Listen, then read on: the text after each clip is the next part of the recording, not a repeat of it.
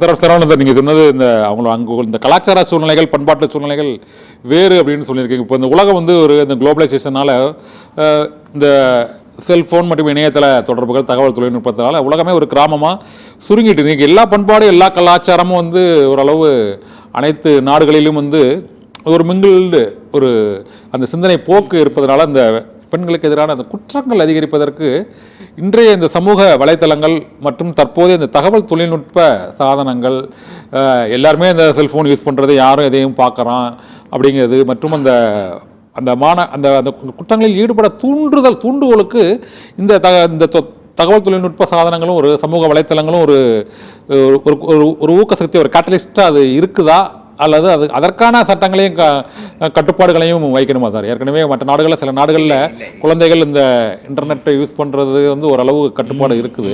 நம்ம நாட்டில் அது போன்ற சூழ்நிலையில் இன்னும் வரலை. இருந்தாலும் அது ஒரு காரணமாக நம்ம எடுத்துக்கலாமா? அந்த குற்றங்கள் அதிகரிப்புக்கான காரணம் வந்து இப்போ உள்ள சமூக சூழல் தான் இந்த காரணமா, அல்லது பொதுவான மனநிலை மாற்றங்கள் வேறு எதுவும் காரணமாக நினைக்கிறீங்களா சார்? இல்லை, இப்போ என்னன்னா, நம்முடைய நீதி அரசர் வேல்முருகன் அவர்கள் ஒரு அற்புதமான கருத்தை வந்து முன்வைத்தார்.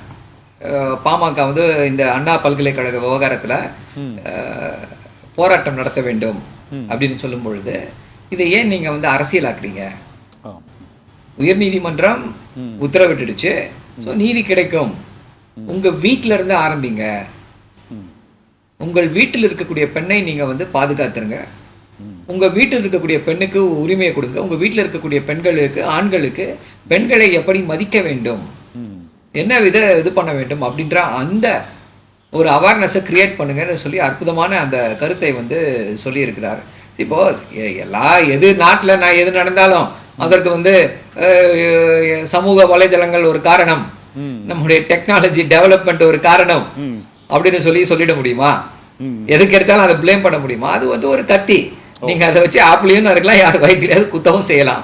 ஸோ அதை எப்படி பயன்படுத்துகிறோம் அப்படின்றது முக்கியம். இந்தியாவை பொறுத்தவரை இந்த குழந்தைகள் சம்பந்தப்பட்ட அந்த வீடியோக்கள், இந்த இது எல்லாமே வந்து I think totally under control.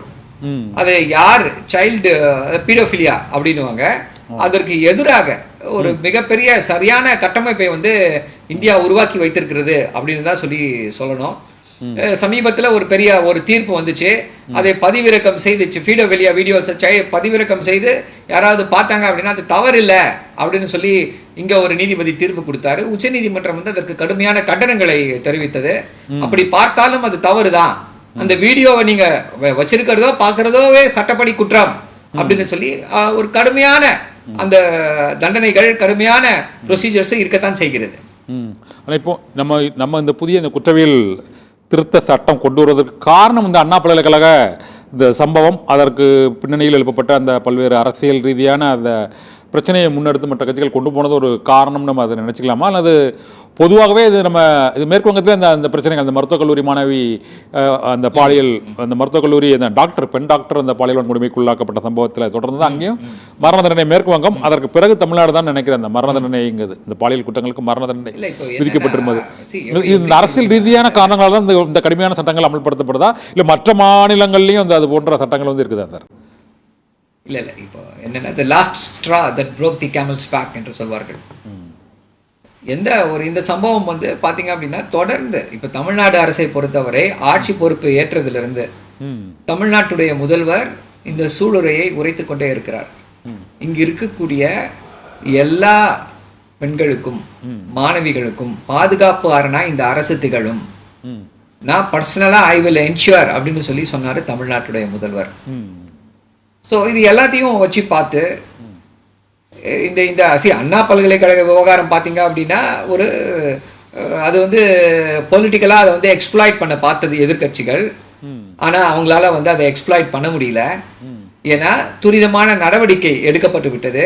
அதே போல் இதற்கு முன்னால் இப்படிப்பட்ட விஷயங்களில் காவல்துறை எப்படி நடந்து கொண்டது அப்படின்ற அந்த ட்ராக் ரெக்கார்ட் இருக்குது திமுக அரசில். உதாரணம் வந்து நம்ம அந்த சிறுமி லாவண்யாவுடைய அந்த மரணம், அது எப்படி போச்சு, எதிர்கட்சிகள் என்ன குற்றச்சாட்டுகளை வைத்தார்கள், இல்ல நாங்க சிபிஐ தான் விசாரிக்கணும்னு சொல்லி சொன்னாங்க. சிபிஐ விசாரித்து தமிழ்நாடு போலீசார் என்ன சொன்னாங்களோ அதைத்தான் உறுதி செய்திருக்கிறது சிபிஐ. வேற அரசியல் காரணங்களுக்காக அவர்கள் வைத்த எல்லா குற்றச்சாட்டுகளுமே வந்து தவறு என்று புரிந்து விட்டது எல்லாருக்கும். அதே போல இப்போ நீங்க பாத்தீங்க அப்படின்னா அண்ணா நகர்ல ஒரு வழக்கு, இதே போல ஒரு சிறுமியை வந்து பாலியல் வன்கொடுமை என்ன பண்ணாங்க, சிபிஐக்கு மாற்றி உத்தரவிட்டார்கள். இதே நீதிபதிகள் சிபிஐக்கு மாற்றி உத்தரவிட்டாங்க. உச்ச நீதிமன்றம் என்ன சொன்னது, சிபிஐ எல்லாம் மாற்ற வேண்டாம், இத இங்க இருக்கக்கூடிய அதிகாரிகளை விசாரிச்சா போதுன்னு சொல்லி ஒரு 3 அதிகாரிகளை வந்து இது போட்டாங்க. இன்னைக்கு வந்து அதன் மேல வந்து நடவடிக்கை எடுக்கப்பட்டிருக்கிறது. இப்ப இந்த நடவடிக்கையில என்ன தெரிகிறது, அதுல வந்து கண்டிப்பாக ஒரு தவறு நடந்திருக்கிறது. அங்கு அந்த காவல் ஆய்வாளர் வந்து ஏதோ ஒரு கொல்யூஷன் பண்ணிருக்காரு. சோ அதன் மூலமாக இப்ப அது அவர் கைதும் செய்யப்பட்டிருக்கிறார். ஆமா. சோ இப்ப இப்படி ஓரிரு சம்பவங்கள் இண்டிவிஜுவல் அவர்கள் வந்து செய்யக்கூடிய தவறுகளால் நிகழ்வது இன்னைக்கு வந்து அதுக்கு சரியான ஒரு இது கிடைத்திருக்கிறது. அதே போல இதுலயும் சரியான போக்குல விசாரணை சென்று கொண்டிருக்கிறது. யார் குற்றவாளிகளா இருந்தாலும் தமிழ்நாட்டுடைய முதல்வர் அதைத்தான் சொல்லியிருக்காரு, யார் குற்றவாளியாக இருந்தாலும் அவர் எப்பேற்பட்டவராக இருந்தாலும் அவர்கள் மீது நடவடிக்கை எடுக்கப்படும் அப்படின்றத தெளிவாக உரைத்திருக்கிறார்.